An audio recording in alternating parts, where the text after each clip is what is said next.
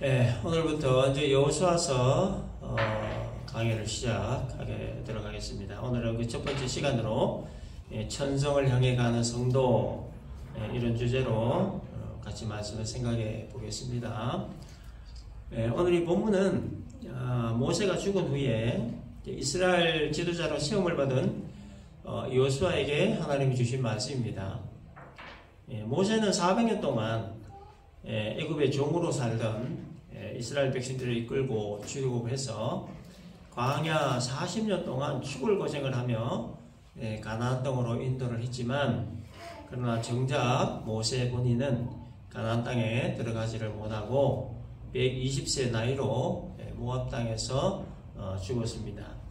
이제 모세의 뒤를 이은 후계자 여호수아가 이스라엘의 새 영적 지도자로 세움을 받으면서 지도자로서 갖춰야 될 몇 가지 중요한 사항들에 대해 하나님이 주신 말씀입니다. 여호수아의 그 이름의 뜻은 구원이고, 민수기 13장 8절에서는 여호수아를 호세아라 이렇게 부르기도 했습니다. 여호수아가 성경에 처음 등장한 것은 출애굽기 17장 8절 이하에 나오는 그 아말렉과의 전쟁에서 처음 등장합니다. 아말렉이 쳐들어왔을 때 모세가 여호수아에게 사람들을 데리고 아말렉과 싸우라 명을 하고, 모세 자신은 아론과 훌과 함께 산 꼭대기에 올라가서 이제 기도를 하지요. 그래서 모세가 손을 들면 이스라엘이 이기고, 모세가 손을 내리면 아말렉이 이기는 그런 상황에서 아론과 훌이 돌을 가져다가 모세로 하여금 앉게 하고, 모세의 오른팔과 왼팔을 아론과 훌이 받쳐서 들게 함으로 여호수아가 아말렉을 이기고 이렇게 승리한다, 이런 내용입니다. 여호수아는 또 이 모세의 종으로 회막에서 섬기는 일을 했다고 출애굽기 24장에 또 기록되어 있습니다. 또 민수기 13장에서는 가나안 땅을 정탐한 12사람 가운데 에브라임 지파의 대표로 참가를 해서 갈렙과 같이 믿음의 보고를 했다, 이런 또 기록이 있습니다. 여호수아가 모세의 후계자로 지명이 된 것은 민수기 27장과 신명기 31장에 기록이 되어 있습니다. 먼저 민수기 27장 18절에서 20절 그 말씀을 보면 이렇게 기록되어 있습니다. 여호와께서 모세에게 이르시되 눈의 아들 여호수아는 그 안에 영이 머무는 자니 너는 내려다가 그에게 안수하고 그를 제사장 엘르아살과 온 회중 앞에 세우고 그들의 목전에서 그에게 위탁하여 네 존귀를 그에게 돌려 이스라엘 자손의 온 회중을 그에게 복종하게 하라. 그리고 신명기 31장 7절에서 모세가 여호수아를 불러 온 이스라엘의 목전에서 그에게 이르되 너는 강하고 담대하라. 너는 이 백성을 거느리고 여호와께서 그들의 조상에게 주리라고 맹세하신 땅에 들어가서 그들에게 그 땅을 차지하게 하라. 이렇게 기록이 되어 있습니다. 그러니까 여호수아는 모세가 살아있을 때부터 모세의 후계자로 지명을 받은 자였고, 또 모세가 죽은 이후에 이제 이스라엘 백성의 새로운 지도자가 되었던 겁니다. 자, 그런데 이 모세의 죽음으로 인해 백성들은 백성들대로, 또 여호수아는 여호수아대로 여러 가지 염려와 두려움들이 있었습니다. 백성들에게는 갑작스러운 지도자 부재에 대한 두려움이 있습니다. 또 가나안 입성에 대한 두려움이 있어요. 또 여호수아의 지도력에 대한 의심 등으로 여러 가지 어떤 고민과 염려와 두려움들이 이 백성에게 있었던 겁니다. 특별히 장정만 60만 여자와 어린아이 다 합쳐서 약 한 200만 명의 백성들의 지도자가 된 이 여호수아는 이들을 가나안 땅까지 무사히 인도해야 한다라고 하는 막중한 사명이 있었기 때문에 그 심적 부담은 이루 말할 수 없이 컸습니다. 내가 과연 이 백성들을 잘 이끌고 갈 수 있을까? 가나안 정복 전쟁에서 승리할 수 있을까? 만에 하나라도 실패한다면 어떻게 될까? 혹시 이들이 반역이라도 하면 어떻게 될까? 뭐 등등 여러 가지 인간적인 염려와 두려움이 이 여호수아에게 충분히 있었다 하는 겁니다. 자, 이런 상황에서 하나님은 이 여호수아에게 다음과 같은 말씀을 하셨습니다. 1절에 백성들을 이끌고 가나안 땅으로 가라. 2절에 발바닥으로 밟는 모든 것을 너희에게 주겠다.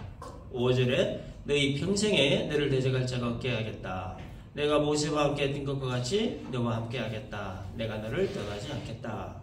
6절에 강하고 담대하라.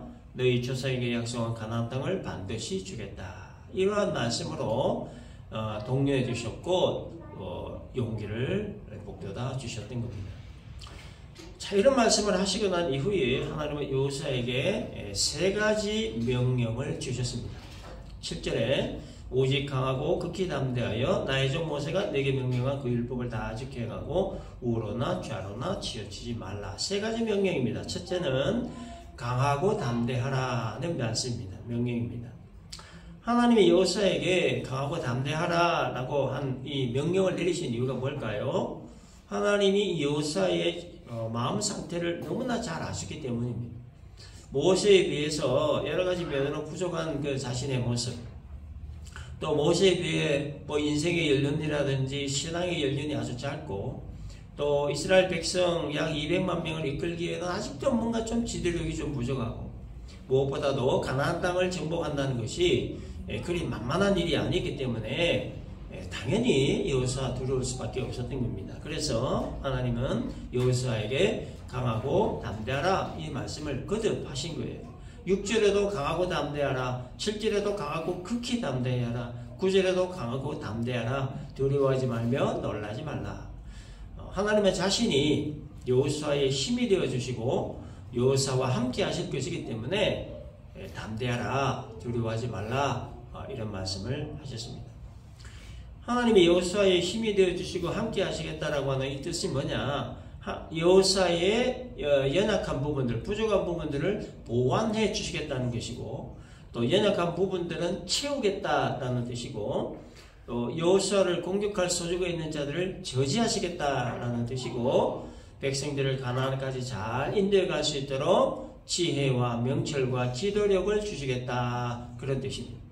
따라서 비록 부족하고 연약한 모습이 여호수아에게 있을지라도 염려하거나 두려워하지 말고 강하고 담대한 마음과 믿음으로 이 백성들을 이끌고 가나안 땅을 향해 나아가라. 뒤는 내가 돌보고 책임지겠다. 이런 의미로 강하고 담대하라, 이런 명을 내리신 겁니다.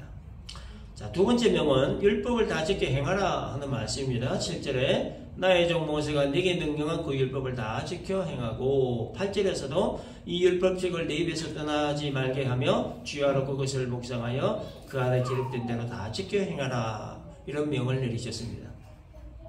하나님은 왜 여호수아에게 이 율법을 다 지켜 행하라 라고 명을 내리셨을까? 거기에 길이 있고 답이 있기 때문입니다.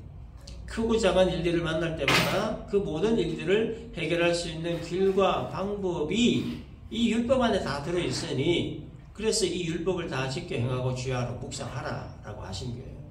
그래서 율법 다 지켜라 라고 하신 이 말씀에 담긴 의미는 뭐냐? 율법을 항상 가까이 하라, 그런 뜻이에요. 모세를 통하여 주신 율법 안에 모든 해답이 다 있으니 그 말씀을 붙들라, 그런 의미예요. 어려운 일이 생기거나 막힌 일이 생기거나 일이 꼬이거나 지혜가 필요할 때 율법을 보라고 하는 거예요. 거기에 모든 해답이 있으니 보라는 겁니다. 하나님께서 이런 상황에서는 이렇게 하라 말씀해 놓으셨고, 저런 상황에서는 또 저렇게 하라고 말씀해 놓으셨으니 그것이 율법이니 그 율법을 항상 가까이 하고 그 율법을 붙들고 살라, 그런 말씀이에요. 그래서 8절에서 기록된 대로 다 지켜 행하라. 그리하면 네 길이 평탄하게 될 것이며 네가 형통하리라, 이렇게 말씀하신 거예요. 하나님 말씀을 주야로 묵상하면, 즉 말씀을 가까이 하고 말씀을 붙들면 가는 길이 평탄하게 된다, 삶이 형통하게 된다, 약속하신 말씀이에요. 하나님의 말씀은 인생사 모든 문제들 해결하는 방법이 거기 다 들어있고, 또 모든 사건들에 대한 완벽한 해결 지침서. 그래서 인생의 모든 답과 모든 길이 기록되어 있는 완벽한 책이기 때문에 그래서 이 율법책을 내 입에서 떠나게 하지 말며 주야로 그것을 묵상하라, 가까이 하라, 붙들라 이렇게 말씀을 하셨던 거고, 또 오늘 살아가는 우리 그리스도인들에게도 역시 이 말씀을 항상 가까이 두고 그 말씀을 붙들고 살아야 된다, 그렇게 말씀을 하신 겁니다. 그래야 가는 길이 형통하게 되고 삶이 평탄하게 된다라고 하는 거예요. 인간의 지혜가 아무리 뭐 풍부하고 희식이 아무리 좋다고 해도 다 거기에 55, 100보 한계가 있어요. 그러나 율법 안에, 하나님의 말씀 안에 우리 인간의 지혜와 지식을 초월하는, 넘어서는 그 길이 있고 답이 있으니 그 하나님의 말씀 안에서 길을 찾고 답을 찾아야 된다 하는 겁니다. 그래서 우리 인간 삶의 그 모든 어떤 고뇌와 분민은, 그리고 그 모든 고통의 궁극적 원인이 뭐냐? 하나님의 말씀으로부터 떠나 있기 때문에, 하나님의 말씀으로부터 떠나는 그 순간부터 인생의 모든 고초와 고통이 시작되는, 죄와 타락과 방종의 궁극적 그 원인 역시도 하나님의 말씀으로 떠났기 때문에, 하나님의 말씀 떠나는 그 순간부터 인간은 죄 지을 궁리밖에 하지 않는 거예요. 그래서 삶이 형통하고 또 행복이 있기 위해서는 말씀 항상 가까이 해라, 말씀 붙들고 살아야 된다, 그렇게 말씀하신 겁니다. 세 번째 명령은 좌로나 우로나 치우치지 말라라고 하는 명령입니다. 자, 7절에 강하고 굳게 담대하여 나의 종 모세가 네게 명령한 그 율법을 다 지켜 행하고 우로나 좌로나 치우치지 말라, 그리하면 어디로 가든지 형통하다, 이렇게 말씀하셨습니다. 사람들은 각각 자기 나름대로의 삶의 철학이 있습니다. 그리고 삶의 어떤 가치관이 있고 인생관이 있습니다. 다 다르죠. 그런데 우리 그리스도인의 그 어떤 삶의 철학, 삶의 가치관, 삶의 그 목표, 공통된 것이 있어요. 그 뭡니까? 하나님의 영광이죠. 하나님 영화롭게 하는 거.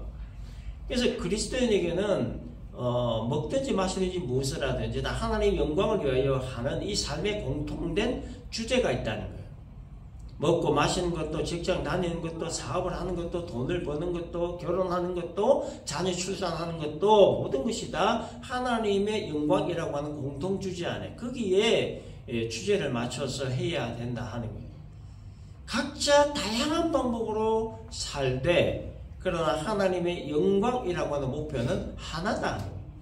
그 목표를 향해 살아갈 때에 좌로나 우로나 치우쳐서는 안 된다는 거예요. 이 말씀의 의미가 뭐냐면 중심을 견고히 해야 한다는 거예요. 심지가 곧아야 된다라고 하는 거예요. 이쪽 말 듣고 이쪽으로 흔들, 저쪽 말 듣고 저쪽으로 흔들, 그래서는 안 된다는 거죠. 그리스도인은 하나님 말씀을 중심에 두고 마음이 견고해야 돼. 중심이 견고, 심지가 곧아야 된다. 그런 의미가 좌로 우로 치우치지 말라는 말씀에 담긴 의미예요. 중용의 미덕이라고 하는 말 들어보셨죠? 그래서 중용이라고 하는 것은 지나치거나 모자라지 아니하고 한쪽으로 치우치지 아니한 떳떳함이 변함이 없는 상태나 정도를 중용이다, 이렇게 사전적으로 뜻이 기록되어 있습니다. 중용의 반대가 뭘까요? 극단이죠. 극단. 한쪽으로 완전 치우쳐버리는 거. 그래서 중용은 어떠한 일에서나 어떤 사실과 진리에 맞도록 하여 편향 혹은 편중하지 않는 것을 말하는 거예요. 근데 이 중용이라는 것은 단순한 어떤 중간을 의미하는 게 아닙니다. 진보와 보수의 중간인 어떤 중도, 혹은 뭐 부자와 빈자의 중간인 중산층, 혹은 우월과 열등의 중간인 평범, 뭐 이런 개념이 아니라 양극단을 모두 이해하고 품는 거, 이게 중용이에요. 그래서 인간관계에 있어서 내가 남에게 베푸는 말과 행동 또는 감정 표현에 부정함이 혹 있는 건 아닌지, 아니면 지나친 것은 아닌가 하는 것을 살펴서 상황에 맞는 적절함을 유지하는 게, 이게 중용이라는 거예요. 다시 말해서 상대방에게 베푸는 말과 행동에서 적절함을 지키는 게, 이게 중용이라는 거죠. 왜냐, 남에게 베푸는 말과 행동이 부족하면 상대는 원망하게 되고, 남에게 베푸는 말과 행동이 지나치게 되면 상대는 부담스러워하기 때문에. 그래서 하나님이 여호수아에게 말씀하신 좌로다 우로다 치우치지 말라라고 하는 말씀의 그 의미는 뭐냐? 결론적으로 이쪽 저쪽 다 품어야 된다, 그런 얘기예요. 한쪽만 품으면 다른 쪽은 적이 되기 때문에 형통하지 못한 거예요. 다 품어야 된다는 거예요. 리더가 중심을 잡지 않고 좌로 우로 어느 한쪽으로 치우치기 시작을 하면 어느 공동체든지 그 문제에 휘말리게 되는 거예요. 그래서 이쪽 말도 듣고 저쪽 말도 듣고 그래야 이게 건강한 공동체가 유지가 되는데, 한쪽만 붙들고 있으면 결국 그 안에서는 이제 문제가 생겨요. 썩기 시작하는 거예요. 이게 파당이 형성되고 세력 확보나 힘을 얻기 위해서 인간적 수단 방법들을 동원하게 되고, 우리 쪽 아니면 적대감 가지게 되고, 그러니까 건강할 수가 없게 되겠죠. 그래서 이 치우치는 것은 건강한 공동체 형성과 발전을 자해하는 독이다, 이것을 알고, 그래서 특별히 우리 교회는 이런 부분을 항상 경계해야 됩니다. 그래서 교회 안에는 어떤 일이 있어도 그리고 좌파나 우파나 이런 분위기가 형성되지 않도록 하는 게 굉장히 중요하죠. 자, 그러기 위해 무엇보다 중요한 의식이 하나 있습니다. 그게 뭐냐면 교회의 주인이 누구냐? 교회 주인에 대한 의식이에요. 그럼 교회 주인이 누굽니까? 담임 목사 겁니까? 장로 겁니까? 어떤 분들은 대한예수교 장로회 이렇게 장로회가 들어갔고 교회가 장로 건 줄 알아요. 예? 장로회니까 장로가 교회 주인인 줄 아는 사람들도 있더라고. 교회가 뭔지를 몰라요, 기본적으로. 교회 주인 누굽니까? 예수님이죠, 예수님. 그러니까 예수님이 교회 주인이다, 이런 의식을 우리가 한시도 잊어서는 안 되는 거예요. 그래서 교회를 사랑하고 아끼고 소중하게 돌보기 위한 주인 의식은 우리가 반드시 가져야 되지만, 그런데 주인 행세, 주인 노릇, 이거는 절대로 해서는 안 되는 거예요. 이거를 하니까 교회에 문제가 끊임없이 발생하는 거예요. 교회 안에서도 그냥 세력 확보하고 기득권 세력 확보하려고 그렇게 사람들 불러가지고 파당 형성하고 그렇게 되는 거예요. 고린도 교회처럼. 다음에 언젠가 또 고린도 교회를 또 살펴보겠지만은, 그래서 아무튼 이 교회 내에서 정말 그 주인의식을 가지고 우리가 하는 건 적극 장교해야 될 일이지만, 주인 노릇, 주인 행세를 하는 순간 교회는 문제에 휩싸이게 되고 썩기 시작하고 무너지기 시작한다는 거 우리가 잊어서는 안 돼요. 그러기 위해서 우리가 또 우리 성도들 간의 관계에서 중요하게 다뤄야 될 게 뭐냐면은 신뢰예요, 신뢰. 비록 자라는 환경도 다르고 성격도 다르고 관점도 다르고 가치관도 다르고 이민원 횟수도 다르고 또 살아가는 삶의 방법도 다르고 모든 게 다 달라요. 다른데 근데 한 가지 같은 게 뭐냐? 우리는 모두 다 예수를 믿는 사람들이라는 거예요. 그리스도인. 그래서 이 신뢰의 관계를 형성하고 유지할 수 있는 유일한 구심점이 뭐냐면 예수님이에요. 예수님. 그러니까 예수님을 중심으로 우리가 성도와 성도 간의 신뢰를 형성할 수 있다. 이걸 우리 항상 기억을 해야 합니다. 이스라엘을 이 리더가 된 이 여호수아는 이제 하나님으로부터 강하고 담대할 것, 그 율법 다지게 행할 것, 그리고 좌로나 우로나 치우치지 말 것에 대한 이 명령을 받고 난 이후에 이 말씀 붙들고 가나안 땅을 향해 나아가는 일에 이제 본격적으로 주력하기 시작합니다. 그래서 가나안 정복 전쟁을 위해 여호수아가 하나님으로부터 명을 받고 준비한 것은 첫 번째로 준비한 건 뭐냐면 양식입니다. 양식. 11절 보니까 진중에 두루다니며 그 백성에게 명령하여 이르기를 양식을 준비하라. 양식 뭡니까? 먹는 거죠, 먹는 거. 먹고 배를 채워야 전쟁할 수 있기 때문에 가장 먼저 양식을 준비해라, 확보해라 하는 거예요. 아무리 전쟁에 능한 전략 전술가라 할지라도 먹을 게 없어 배가 고프면 그 끝장나는 거예요. 그래서 이 가나안 정복 전쟁을 위해 이 양식은 전쟁의 승패를 좌우할 만큼 굉장히 중요한 거예요. 근데 전쟁의 그 승패의 키는 하나님이 가지고 계셔요. 여호수아는 이 사실을 너무나 잘 알고 있었습니다. 여호수아는 이미 여호수아서 1장 3절에서 발바닥으로 밟는 모든 것은 다 주겠다는 약속을 이미 받았습니다. 그래서 이 가나안 정복 전쟁은 이미 승리가 보장되어 있는 전쟁이다. 이걸 여호수아가 알았어요. 그래서 하나님이 승리의 길을 여호수아에게 주셨고 또 그것에 대한 확실한 믿음이 여호수아에게 있은 거예요. 그래서 여호수아는 여호와의 이름으로 가나안에 들어가기만 하면 승리하는 거예요. 보장되는 거예요. 그럼에도 불구하고 여호수아는 양식을 준비했습니다. 그러면 이 양식이 의미하는 게 뭘까 하는 게 중요해요. 두 가지가 있는데 첫째는 계획은 하나님이 하시고 또 승리를 보장하시지만 그러다 준비하고 시행하는 일은 사람이 해야 한다 하는 것을 말하는 거예요. 다시 말해서 하나님이 하실 일과 사람이 해야 할 일들이 따로 있다는 거예요.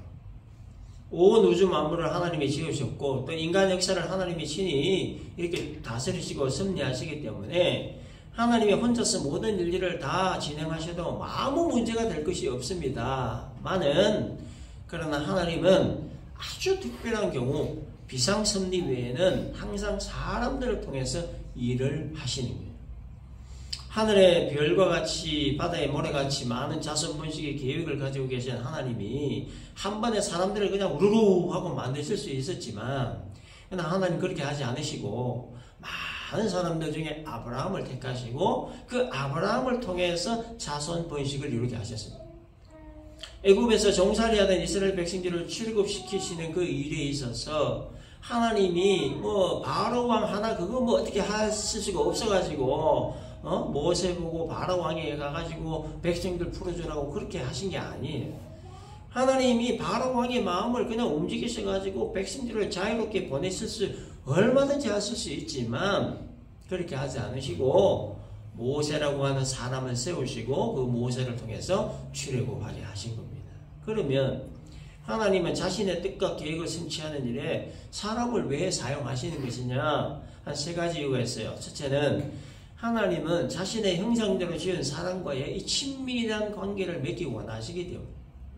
두 번째는 하나님과의 이 친밀한 관계를 통해서 사람이 하나님의 뜻과 계획을 알기를 원하시기 때문에. 세 번째는 그 사람을 통해 하나님 자신의 뜻과 계획을 이루시는 것을 기뻐하시기 때문에. 그렇기 때문에 하나님은 그 시대마다 사람을 택하셔서 그 사람에게 자신의 뜻과 계획을 알려주시고 그리고 그 사람을 통해 하나님의 뜻과 계획을 이루어 가시도록 이렇게 도우시고 이끌고 가신다 하는 거예요. 하나님이 여호수아라고 하는 한 인물을 통해서 하시고자 하셨던 일은 이 가나안 주민들을 몰아내고 점령해서 하나님의 백성들을 그 땅에 살게 하는 일이었습니다. 하나님을 불신하고 온갖 우상을 섬기고 또 하나님을 대적하는 땅을 하나님이 다 거두시고 대신에 그 땅에 하나님을 믿고 섬기는 자기 백성들을 살게 하심으로 이 백성들로부터 감사와 찬송과 영광을 받으시기 원하신 겁니다.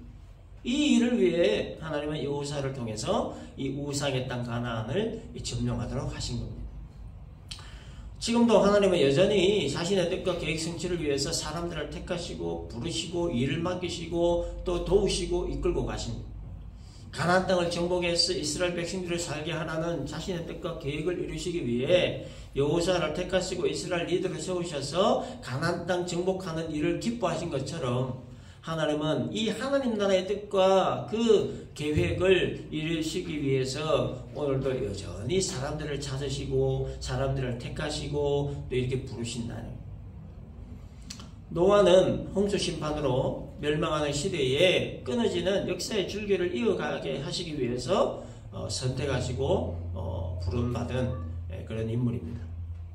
아브라함은 하나님의 선민을 세우는 데 사용하기 위해서 또 선택받고 부름받은 인물이죠. 요셉은 또 이스라엘 민족을 구원하고 대민족으로 성장을 시켜서 하나님의 예언의 말씀을 성취하기 위해 선택받고 부름받은 인물이죠. 모세는 출애굽이라고 하는 구원의 이 드라마를 이스라엘 민족을 통해 보여주시기 위해 선택받고 부름받은 인물입니다. 다윗은 이스라엘의 성전을 최초로 짓는 데 소원을 두고 일평생 준비하게 하는 일에 선택받고 부름받은 인물이에요. 그리고 세례 요한은 예수님보다 6개월 전에 태어나 주님의 길을 예비하는 데 사용되기 위해 선택받고 부름받은 인물입니다. 이 외에도 성경에 많은 인물들 하나님께서 부르시고 선택하시고 부르시고 그렇게 사용하신 거예요. 하나님 자신의 일을 이루시기 위해. 자, 그러면 하나님은 왜 가나안 점령하는 일을 이 사람을 통해 이 여호수아라고 하는 이 한 사람을 탁 꼬집어서 이렇게 선택해서 불러주셔서 이렇게 사용하게 하시는 걸까? 첫째는 하나님이 누구이신가를 알게 하시기 위함입니다. 가나안 정복 명령을 내린 자가 누구냐? 그분은 이스라엘 조상 아브라함과 이삭과 야곱의 하나님이다. 그 아브라함과 이삭과 맺은 그 언약 성취를 위해 백성들을 출애굽하게 하신 분이다. 젖과 꿀이 흐르는 가나안 땅을 약속하신 분이다. 가나안 땅에 살게 하시기 위해 이 정복 전쟁을 치르게 하시고 승리하게 하시는 분이다. 이렇게 하나님이 누구이신가를 백성들에게 그리고 이방 민족들에게 널리 알리시기 위해 이 가나안 정복이라고 하는 이 과업을 사람을 통해서 여호사라고 하는 사람을 통해서 하게 하셨다는 거예요. 자, 두 번째는 정복 전쟁을 하는 과정에 하나님의 함께 하심과 도우심 그리고 그 언약을 성취하시는 하나님을 보게 하시고 체험케 하시기 위함이에요. 하나님이 정복하라, 정복 전쟁을 명령하시고 자 이제부터 너희들 알아서 해봐. 그렇게 무책임하게 그냥 던져놓으시지 않으셨어요. 가나안을 향해 한 걸음 한 걸음 발걸음 옮길 때마다 어디에 발을 둬야 할지 어떤 전략과 어떤 전술로 싸워야 할지를 알게 하시고 또 위급한 상황에서는 하나님이 이들과 함께 하시고 도우셔서 또 때로는 적들과 대신 싸워주셔서 백성들을 끝까지 지키시고 보호하신다는 걸 알게 하시고 체험하도록 하시기 위해 이 가나안 정복이라고 하는 이 과업을 이 사람을 통해서 하게 하셨다는 거예요. 자, 세 번째는 우상을 섬기는 나라와 민족의 결말이 어떻게 되는가 하는 것을 보게 하심으로 이제 이스라엘 백성들이 가나안 땅에 들어가 살아갈 때에 오직 하나님만 믿고 섬기도록 하시기 위함이에요. 하나님은 백성들로 하여금 하나님을 불신하고 우상을 섬기는 나라와 민족의 그 결말이 어떻게 끝이 나는가 하는 것을 똑똑히 보게 하심으로써 앞으로 백성들이 가나안 땅에 정착해 살아갈 때에 하나님 불신하지 말라, 하나님 떠나지 말라, 우상 숭배하지 말라, 타락과 방종하지 말라, 오직 여호와 하나님만 믿고 의지하고 섬겨라, 오직 여호와 하나님 말씀 중심으로 살라, 이것을 분명하게 하시기 위해 가나안 정복이라고 하는 일을 사람을 통해 하게 하셨다는 겁니다. 여러분, 우리가 살고 있는 지금 이 시대는 어떤 시대입니까? 하나님을 가급적 알려고 하지 않는 시대, 하나님을 가급적 믿지 않으려고 하는 시대, 하나님 말씀에서 떠나 있고 또 우상을 섬기고 타락과 방종을 일삼던 가나안 땅과 같은 곳이기 때문에 그래서 여러분 우리가 지금 이 싸워야 할 곳이 너무너무 많습니다. 이 땅을 지배하고 있는 악한 영들과의 싸움, 우상들과의 싸움, 하나님 불신하고 타락과 방종을 일삼는 악한 세력들과의 싸움, 그 영적 전쟁을 치러야 할 이 대상들이 너무너무 많아요. 그리고 그 대상들이 너무 강합니다. 근데 여러분, 궁극적 승리는 보장되어 있죠. 그 궁극적 승리를 이루게 하신 건 항상 말씀이에요. 말씀. 어느 시대, 어느 나라, 어느 민족, 어느 개인이든 말씀을 붙든 나라와 민족은 항상 승리했습니다. 그러나 반대로 말씀을 붙들지 않은 나라, 말씀을 도외시한 나라는 항상 망해요. 망할 수밖에 없습니다. 가나안 7 족속들과 전쟁을 치르면서 수없이 많은 어려움과 위기 상황들이 있었지만 그러나 결국에는 하나님이 7 족속들을 다 잠재우시고 가나안 땅을 점령하게 하셨습니다. 그리고 우상을 섬기는 그 땅에 하나님 나라의 깃발을 꽂게 하셨어요. 그래서 하나님을 믿고 섬기는 땅에 하셨습니다. 그 승리의 원동력은 하나님 말씀을 믿고 그 말씀을 따랐기 때문입니다. 주야로 율법을 묵상하고 주야로 그 율법을 붙들고 가까이 들고 살았기 때문에 승리할 수 있습니다. 여러분, 우리들 포함 모든 그리스도인들은 이 땅을 묶고 있는 흑암의 세력들을 잠재우고 또 하나님 나라를 이 땅에 세우시려는 하나님의 뜻과 계획을 성취하는 일에 택함받고 부름받은 자들입니다. 우리가 왜 예수 믿게 되고 하나님 우리에게 왜 믿음 주셔서 예수를 알게 하시고 예수를 믿게 하시고 이렇게 하나님 백성이 되었느냐? 이유가 있잖아요. 이유가. 여호수아가 가나안 땅 점령하는 일에 택함받고 부름을 받은 것처럼 하나님은 우리를 포함 모든 그리스도인들을 이 영적인 그 여호수아로 택하시고 부르셨다. 그래서 하나님이 사용하시려고 하는 대로 우리는 뭐뭐 하면 됩니까? 순종만 하면 되는 거예요. 나머지는 하나님이 다 알아서 하실 것이다. 이것을 믿고 우리는 그저 죽든지 살든지 주님 뜻대로 행하시옵소서. 이런 마음, 이런 믿음, 이런 결단만 가지고 가면 되는 거예요. 우리가 준비해야 될 게 있습니다. 뭐 그냥 가면 안 되죠. 뭔가 준비를 해야 되잖아요. 가나안 정복이라고 하나님의 뜻과 계획을 성취하기 위해 여호수아가 가장 먼저 준비한 건 양식이었어요. 양식은 가나안 정복 전쟁을 위해 가장 중요한 것이었습니다. 먹고 힘을 내야 싸울 수 있기 때문에. 그래서 이 양식이 의미하는 것, 그래서 두 번째 의미는 뭐냐? 이게 하나님의 말씀이라고 하는 거예요. 하나님의 말씀. 여호수아가 가나안 정복을 위해 7 족속과 육적 전쟁을 치르기 위해 양식이 필요했듯이 영적 여호수아인 우리가 이 땅을 묵고 있는 흑암의 세력들과 이 영적 전쟁을 치르기 위해 생명의 양식, 즉 하나님 말씀을 준비해야 되고 하나님 말씀으로 무장되어 있어야 하는 거예요. 오직 살아 역사하시는 하나님의 말씀만이 이 땅을 묵고 있는 이 흑암의 세력들을 물리칠 수 있고 승리할 수 있는 거예요. 여러분, 우리의 힘과 능력은 지극히 한계가 있습니다. 우리는 우리가 생각하는 것보다 더 무능하고 연약한 존재입니다. 할 수 있다! 뭐 이렇게 생각하지만 결과적으로 할 수 없는 결과가 나오죠. 가능하다라고 생각하고 또 여러 가지도 시도해보지만 결과적으로 불가능에 부딪힐 때가 참 많습니다. 이게 우리의 모습이에요. 근데 하나님은 다 하실 수 있어요. 천지를 지으신 하나님이 말씀하신 그 말씀 믿고 의지하면 우리의 무능함과 연약함 그리고 그 불가능을 뛰어넘는 하나님의 역사를 우리가 볼 수 있게 되는 거예요. 그렇기 때문에 우리는 하나님의 말씀으로 항상 준비되어야 되고 무장되어야 된다 하는 거예요. 교회에 사람 많이 모이는 거 참 중요합니다. 저도 그걸 원합니다. 아마 여러분들 다 원하실 거예요. 교회에 사람 많이 와야죠. 자, 그런데 중요한 건 뭐냐? 어떤 사람이 많이 오냐? 어떤 사람이 모이는 교회냐 하는 게 이게 참 중요한 거예요. 세상 사람들도 그런 얘기 하죠. 여행을 가는 건 좋은데 누구와 여행 가는 게 더 좋은, 이게 중요하게 얘기듯이 교회는 어떤 사람들이 오는 교회가 좋은 교회냐는 거예요. 커뮤니티 개념을 가진 사람이 오는 교회냐, 예배에 목마른 사람, 말씀에 갈급한 사람들이 모이는 교회냐, 여러분이 굉장히 중요한 거죠. 우리 교회는 예배에 목마르고 말씀에 목마른 사람들이 모이는 교회가 되어야만 합니다. 하나님께 참되게 예배하는 사람들이 모이는 교회. 일주일 내도록 주일 예배를 기다리면서 소망하면서 간절한 마음으로 예배를 드리고자 하는 그런 마음으로 예배에 참석하는 자들이 모이는 교회가 우리 교회가 되어야 하는 거예요. 하나님의 말씀 듣고 변화되고 거듭나는 사람들이 모이는 교회가 되어야 됩니다. 하나님께 예배 드리는 일을 기뻐하고 말씀을 배우는 일을 즐거워하고 예수님의 사랑을 나누고 이런 기쁨과 보람으로 여기는 사람들이 모이는 교회, 이런 교회가 건강한 교회고 정말 아름다운 교회인 거예요. 우리 교회가 지향하는 게 이거죠. 그래서 히브리 4장 12절 말씀을 보면 하나님의 말씀은 살아있고 활력이 있어 저에 나서 어떤 것보다도 예리하여 혼과 영감의 관절과 골수를 찔러 쪼개기까지 하며 또 마음의 생각과 뜻을 감찰한다라는 말씀이 있어요. 살아있고 활력이 있는 하나님 말씀, 그 하나님 말씀은 우리의 혼과 영과 관절과 골수를 찔러 쪼갠다. 이 어떤 의미? 우리의 전인격을 변화시킨다.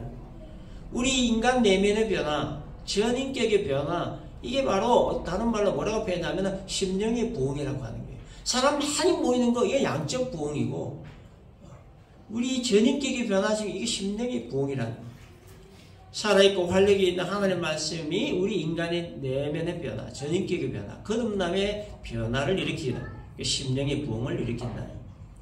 또 디모데후서 3장 16절 17절 말씀에 모든 성경은 하나님의 감동으로 된 것으로 교훈과 책망과 바르게 함과 의로 교육하게 유익하니 이는 하나님의 사람으로 온전하게 하며 모든 선한 일을 행할 능력을 갖추게 한다라고 했습니다.